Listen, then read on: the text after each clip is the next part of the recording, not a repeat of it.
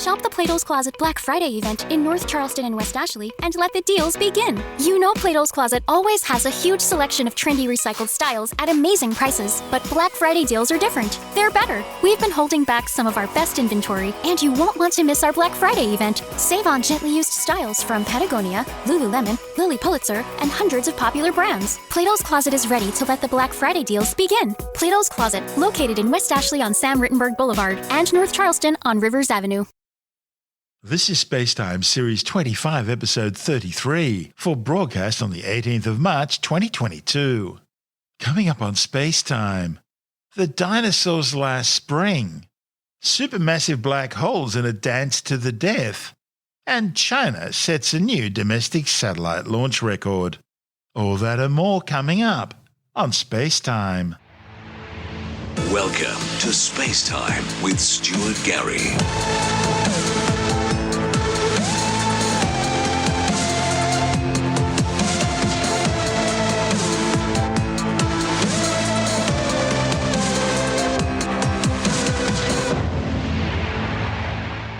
A new study has concluded that the KT boundary event asteroid, which killed all the non-avian dinosaurs, slammed into the Earth during the Northern Hemisphere spring.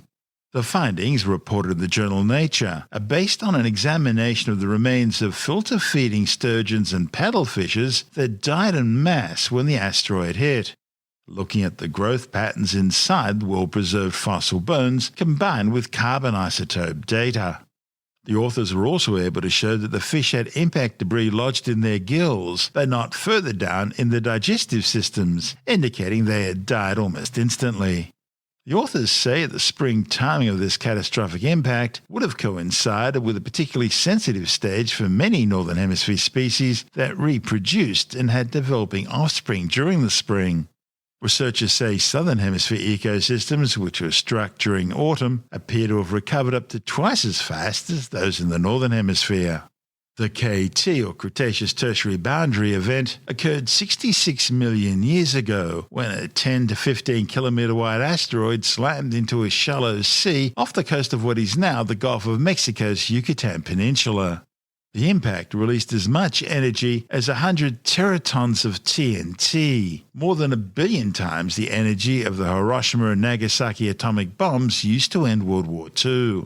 The impact triggered one of the largest mass extinction events in Earth's history, wiping out some 75% of all life, including all non-avian dinosaurs. The initial impact created the 180-kilometre wide Chicxulub crater, throwing molten ejected debris high into the atmosphere and triggering a massive tsunami hundreds of metres high, together with devastating earthquakes, land tsunamis, and volcanic eruptions which shook the entire planet. Shockwaves from the collision circled the planet, while burning debris from the impact ejector thrown up into the atmosphere began raining back down onto the surface, causing an intense pulse of infrared radiation, which began cooking any life exposed. And combined with the molten lava flowing from volcanic eruptions, sparked global wildfires, which devastated vast areas of the Earth, burning out vegetation and killing any animal life on the surface which somehow survived the initial blast wave. Worse still, the asteroid impacted the planet at a location rich in sulfate-containing gypsum, which was instantly vaporized by the impact and then dispersed as an aerosol into the atmosphere, only to rain back down to the surface as highly caustic acid rain, burning anything it touched and causing long-term effects on the climate and food chain. Smoke and ash from the wildfires and volcanic eruptions, together with dust from the ejected debris, initially caused a blanket-like greenhouse effect, preventing heat from escaping and causing surface temperatures to soar. Eventually, temperatures cooled as the smoke, ash, dust and ejected debris blocked out sunlight for months, if not years on end, creating what astronomers refer to as an impact winter, which caused temperatures to plummet.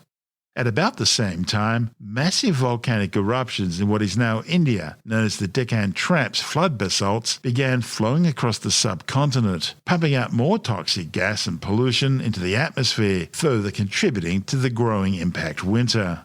Evidence for the global nature of the KT boundary event can be seen around the entire planet in the form of a dark line, a boundary line, in the geologic record. Known as the KT event boundary, it contains high levels of the metal iridium, which is rare in Earth's crust, but abundant in asteroids, thereby providing a calling card of what caused the entire event. This is SpaceTime. Still to come, a supermassive black hole in a dance to the death, and a new science centre on the New South Wales mid-north coast. All that and more still to come on SpaceTime.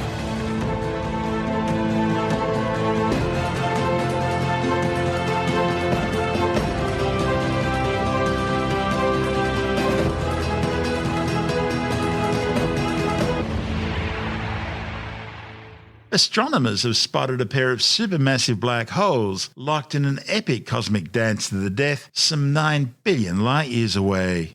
The two supermassive black holes appear to be separated by about 50 times the distance between the Sun and Pluto, orbiting around each other every 2 Earth years. Each of these black holes have masses that are hundreds of millions of times larger than that of our Sun. When the pair eventually merge, in roughly 10,000 years' time, a titanic collision is expected to shake space and time itself, sending gravitational waves across the universe.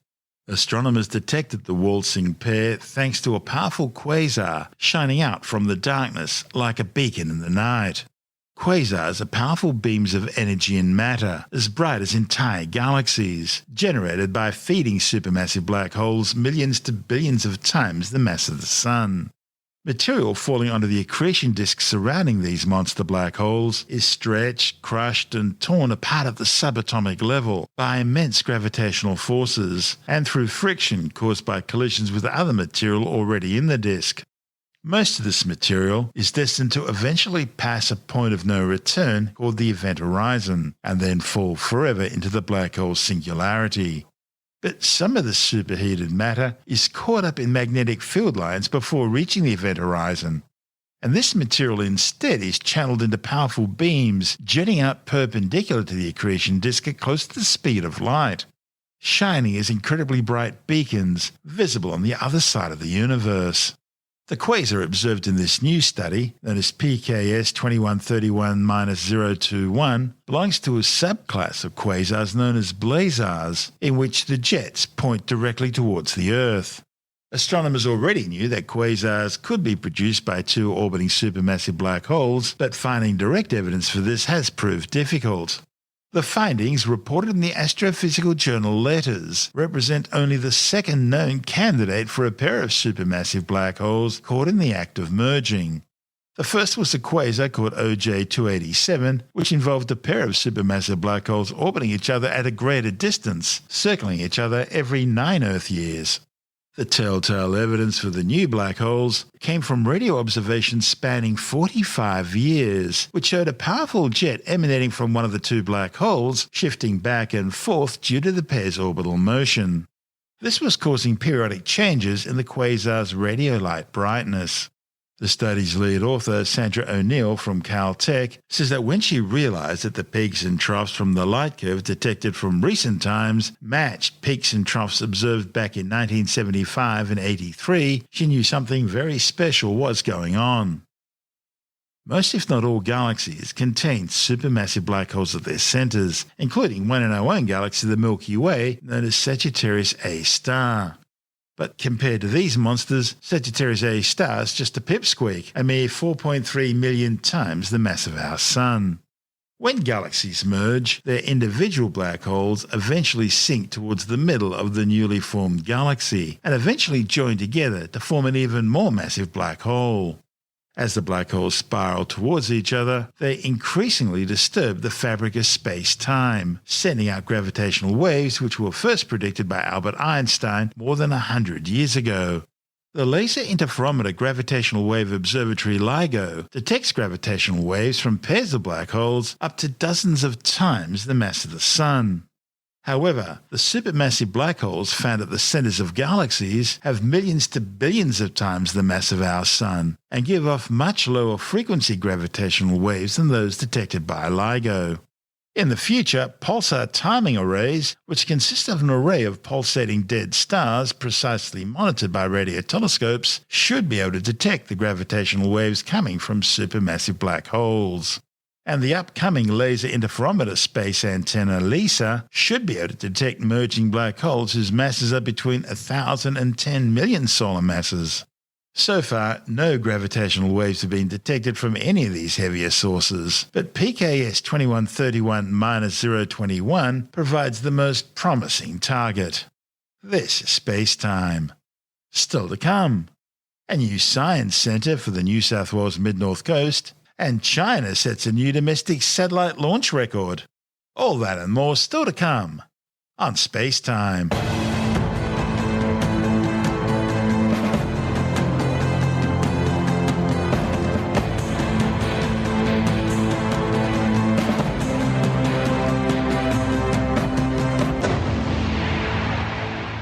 The Pacific coastal town of Port Macquarie on the New South Wales Mid-North Coast is about to realise its long-held dream of a new astronomy and science centre thanks to a $4.8 million grant from the federal and state governments.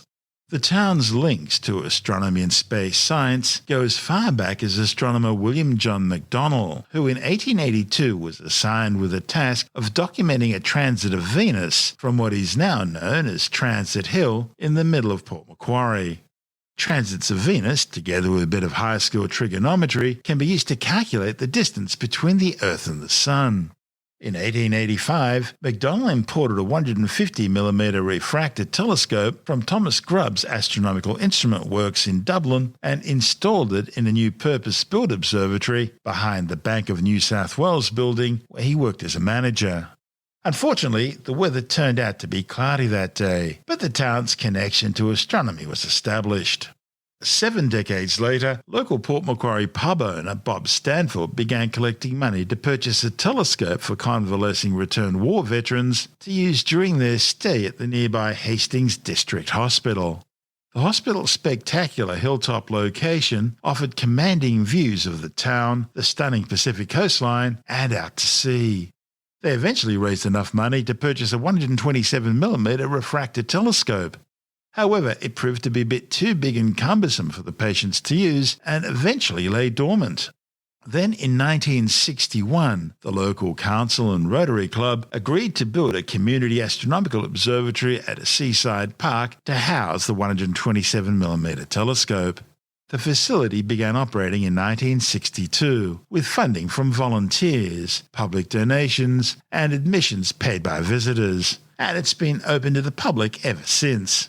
It's currently home to a C14 Schmidt-Cassegrain telescope on a Paramount MX mount.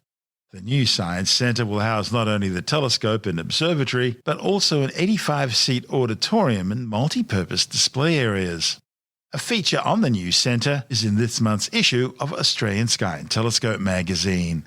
Joining us now with the details is the magazine's editor, Jonathan Nally. Good day, Stuart. Yeah, now this is really great. The local town on the mid-north coast of New South Wales and the east coast of Australia has got a $4.8 million grant from the government to build a fantastic new observatory and science centre. I mean, getting this sort of money is virtually unheard of out of government, but Port Macquarie's had a very long history of having really solid involvement in amateur astronomy. They've had an observatory there for a long time and a very active astronomical society that have been really great at doing this sort of thing. And the observatory is got probably the best location on Earth. It's literally right across the road from the beach. It's in this beautiful little park, in this beautiful beach in the mid-north coast, the sort of semi-tropical area. It's just glorious. So anyway, they've got the designs all drawn up and everything, and they're going to have a fantastic new observatory there and you know, science centre and all the bells and whistles that you expect from one of these science centres these days. So it'll be tremendous. The observatory's actually been there since 1960. It has needed an upgrade for a long time. So I think the fact that Port Macquarie is a big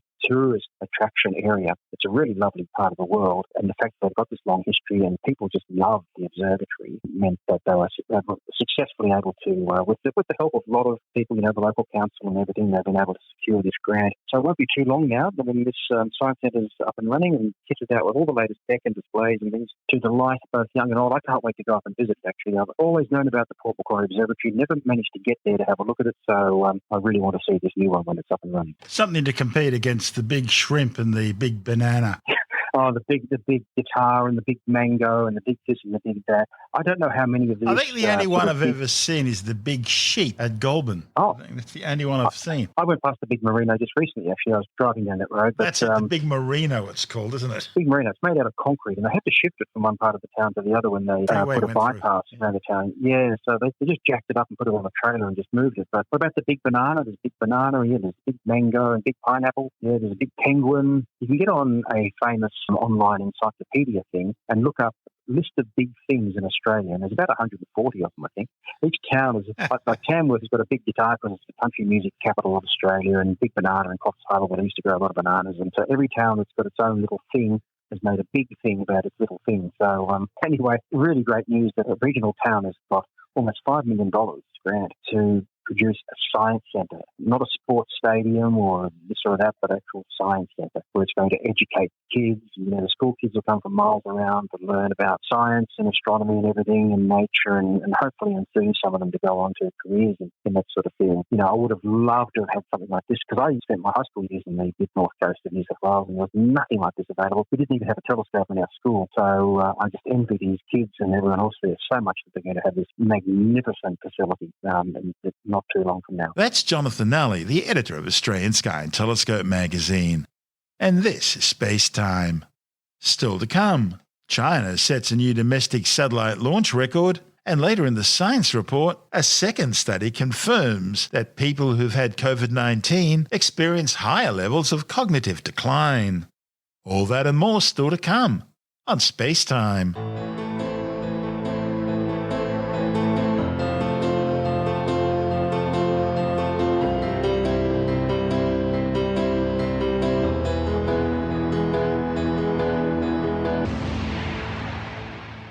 Well, after a slow start to the new year, China's launched a flotilla of new spacecraft in recent weeks. Highlight of the campaign has been the launch of Beijing's new Long March 8 rocket, carrying a record 22 satellites from the Wenchang spacecraft launch site on Hainan Island in the South China Sea. This was only the second flight of the 50-metre-tall Long March 8. The new launcher is based on the earlier Long March 7 and it's designed to place payloads of up to 5,000 kilograms into 700-kilometre high sun-synchronous orbits. The 22 satellites involved in this mission were primarily composed of remote sensing Earth observation spacecraft. They were eventually released into the correct orbits in a series of 12 separate groups. Beijing claims they'll be mainly used for commercial remote sensing operations, maritime environment monitoring, forestry fire prevention, and disaster mitigation. On the same day, China launched a Long March 4C rocket from the Jiaquan Satellite Launch Center in northwestern China, carrying the LSAR-01B Earth observation satellite, which Beijing also claims will be used for commercial remote sensing operations, maritime environment monitoring, forest fire prevention, and disaster mitigation. The LSAR-01B will join its twin LSAR-01A satellite, which was launched back on January the 26th. The two 3.2-ton spacecraft, each among the largest Earth observation satellites ever launched by China, are equipped with L-band synthetic aperture radars designed to provide better detail of natural and wooded areas compared to the C-band synthetic aperture radars, which usually provide high-definition imaging of urban areas. Less than a week later, China launched a Long March 2C rocket carrying another remote sensing satellite, as well as 6 Chinese Internet satellites from the Xichang Satellite Launch Center in southwestern China's Sichuan province. Since 2016, Beijing has launched more than 180 Earth observation, surveillance or reconnaissance satellites designed to provide near-continuous high-resolution and electronic monitoring of areas of interest to China. This is SpaceTime.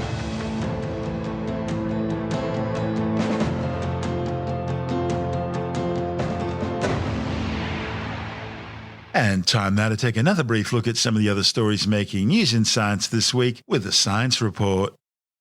A new study has supported earlier research suggesting that people who suffered from COVID-19 experience higher levels of cognitive decline.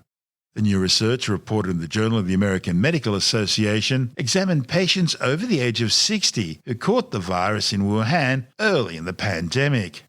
Scientists found they're experiencing higher rates of cognitive decline compared to their unaffected spouses. Researchers recruited 1,438 early COVID-19 patients and 438 unaffected participants to undergo cognitive testing 6 months and then a year after the COVID-19 patients were infected. Scientists conducted brain function tests on all participants, finding those who've had COVID-19 had lower scores than their unaffected counterparts at both 6 and 12 months after infection. And those who've had severe COVID-19 scored even lower than those who've had milder COVID-19 infections. The findings mirror an earlier UK brain imaging study reported in the journal Nature, which found significant changes in the brains of people who've suffered from COVID-19. In that study, researchers compared brain scans from 785 people aged 51 to 81 before and after mostly mild COVID-19 infection. They also looked at brain scans from 401 people who had not been infected. Scientists found significant deleterious long-term effects in those who had been infected with COVID-19, including changes in parts of the brain that affect memory, smell, and a larger degree of cognitive decline. Over 6 million people have now been killed by the COVID-19 coronavirus since it first escaped from Wuhan, China. The World Health Organization says the true death toll is likely to be at least double that amount, with over 450 million confirmed cases globally. A new study says that thanks to global warming, we can expect a 29% increase in areas of the planet which frequently are affected by fire by the end of the century. The findings, reported in the journal Nature Communications, show that fire-prone areas in temperate regions and northern hemisphere boreal climates are likely to have the most significant expansion and lengthening of their fire seasons, driven by rising temperatures. The paper shows that for Australia, it's the east coast and areas around Perth that are likely to see some of the biggest increases in potential fire season.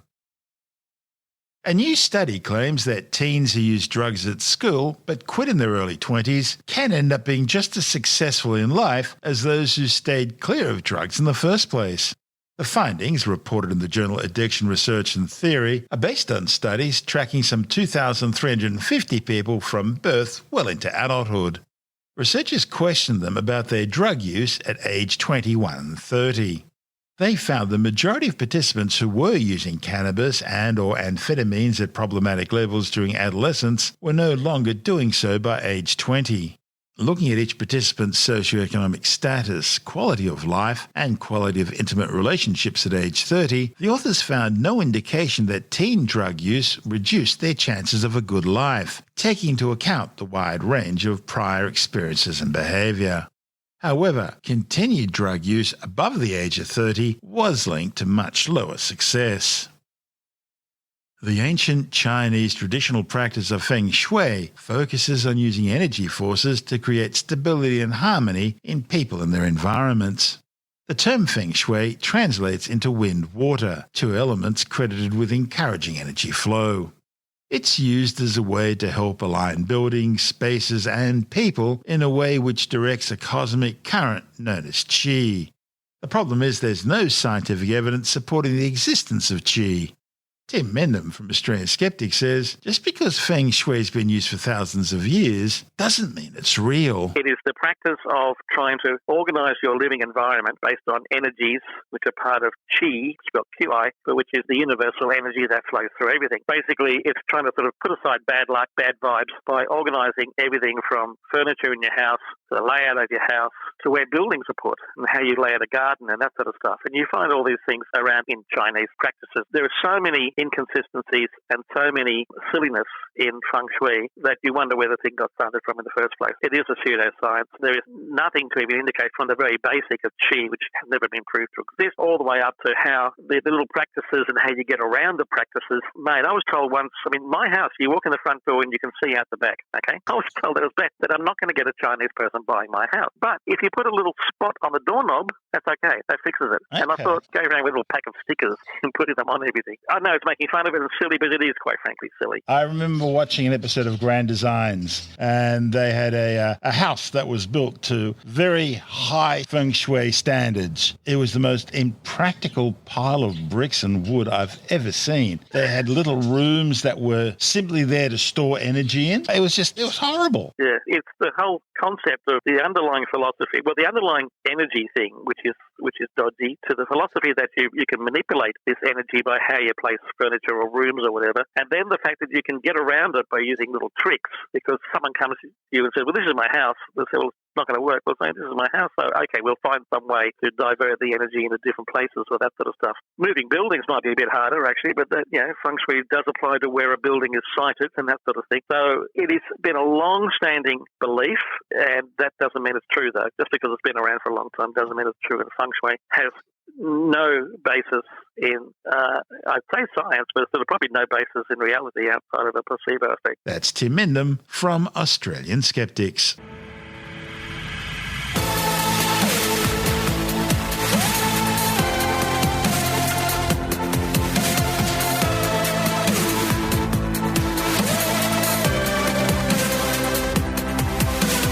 And that's the show for now.